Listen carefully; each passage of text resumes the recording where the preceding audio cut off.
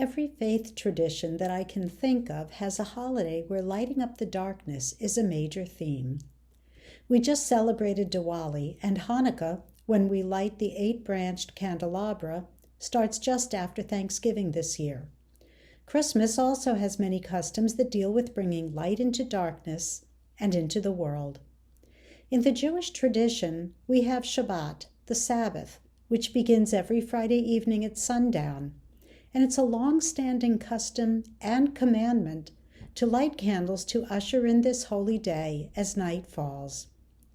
We can learn a lot about family harmony from this custom.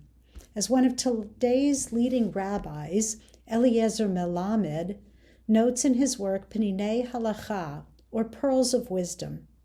He writes, "We light candles not simply so we don't eat dinner in the dark, but for the sake of Shalom Bait, peace in the home, because one who cannot see his furniture and belongings trips over them and gets irritable. His whole home seems chaotic to him, but the moment he lights the Shabbat candles, peace comes to his home. He understands that his furniture is there to serve him, and his belongings are all where they belong." Holidays are times when families get together, or don't. And when families do get together, whether it's for a meal or for a week, emotions can run high. Old hurts may come up. The holidays are less than joyful and no one is happy. There's a metaphorical darkness hovering over the home.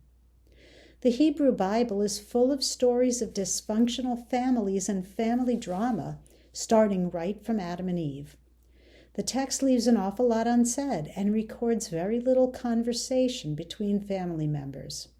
That said, every family has its story and history. But as the very first chapter of Genesis tells us, God created humans, B'Tselem Elohim, in the divine image. Our job is to emulate the Holy One of Blessing, who clothed Adam and Eve, visited Abraham when he was recovering from his circumcision, and attended to Moses' burial. We are all here today because of God's grace and loving kindness, and our job, emulating God, is to extend that to others, even if we might not be feeling it. Holidays probably aren't the best time to try and repair relationships, but there are ways to cope, and one is by finding the bright spots.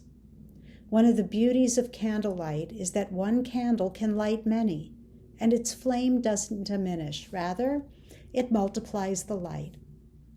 So the question is, how can each of us find ways to be the candle that lights the darkness?